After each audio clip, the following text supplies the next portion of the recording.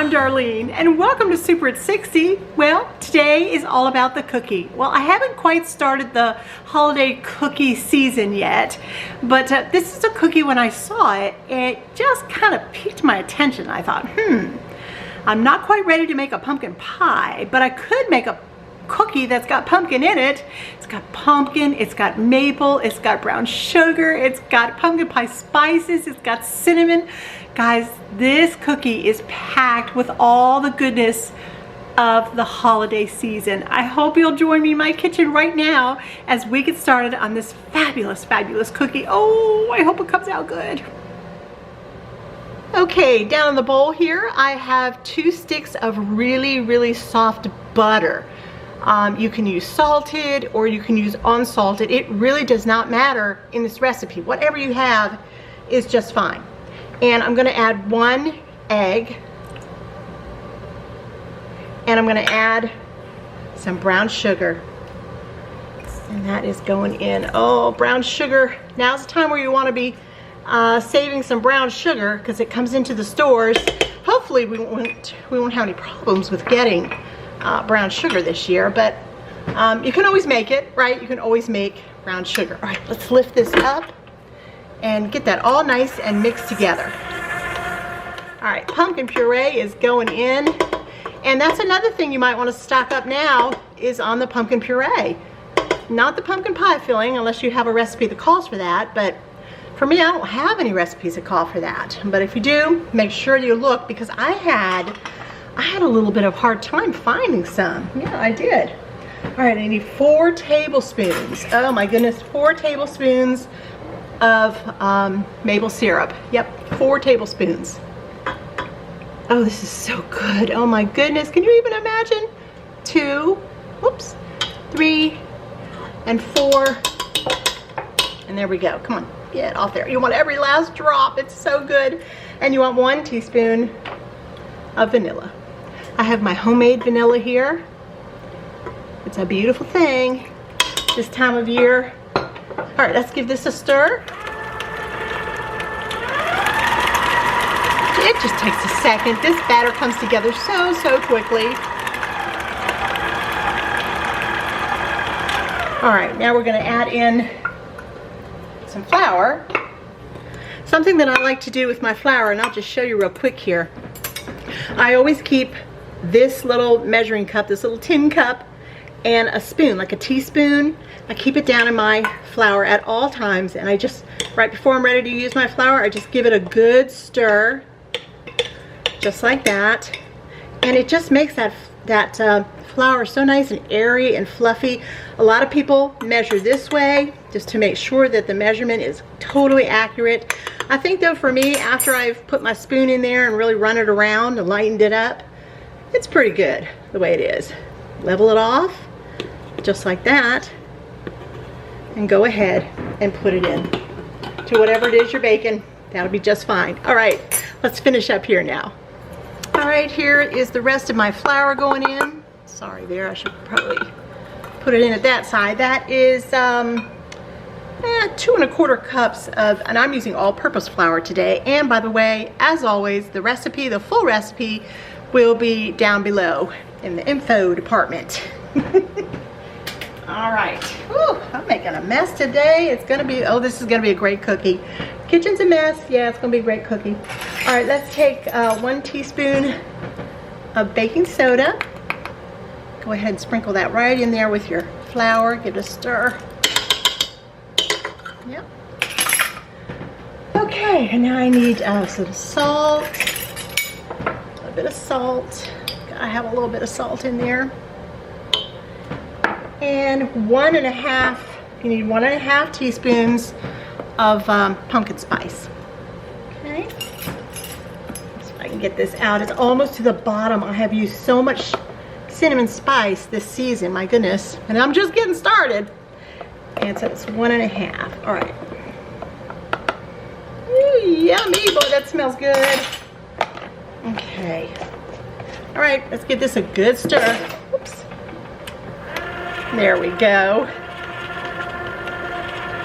Now when this is done, I'm simply going to, I'll probably put it in another bowl just because my refrigerator is not quite big enough for the 7-quart bowl.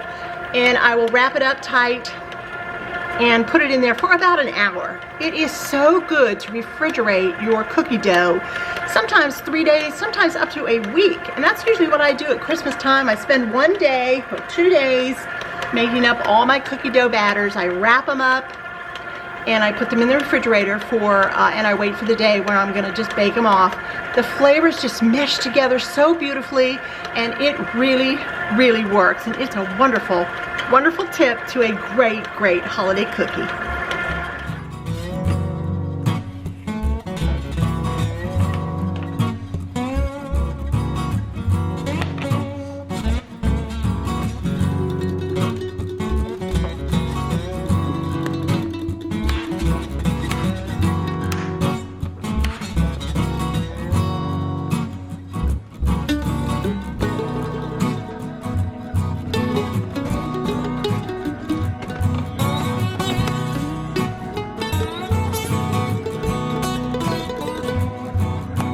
While your cookie dough is resting in the refrigerator now for at least an hour, I did go ahead and turn on my oven to 350 so it is preheated. Never make your baked goods wait on the oven. Make your oven wait on the baked goods. That's the way it works. All right, and this is what we're gonna actually roll our cookies in when they do come out of the refrigerator. We need 4 tablespoons of brown sugar.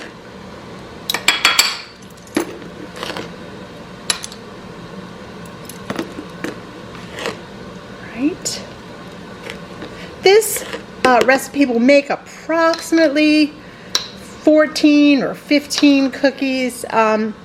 It's not a great big amount because these cookies are big. If you want really big cookies, I mean really small cookies or smaller cookies, then just make the little balls that we're going to roll them into a little bit smaller. Go ahead and just get that all mixed in there. That's brown sugar and cinnamon. Oh my goodness. That is so incredible. I can't wait. I just can't wait. All right. As soon as my dough is ready in an hour, I'll come back and we will finish these delicious cookies off. Okay, the cookie dough is out of the refrigerator. It was about an hour, maybe an hour and 15 minutes. And what I'm gonna do now, because I told you these were big cookies, this is my 1/4 cup scoop and I filled it with cookie dough. And I'm just gonna scoop it out and place it right on, I have a Silpat, you know, one of those little non-stick mats that you can buy. They're wonderful. Or you can use parchment paper, or if you don't have anything, just make sure your cookie sheets are greased up really, really well, and I think you'll be okay. All right, so what I'm gonna do with this ball, oops, before I put it on there, is take it in that brown, remember that brown sugar and cinnamon that we made? Just roll it around in there. Oh, it feels so wonderful. And there you go. There's our first little cookie.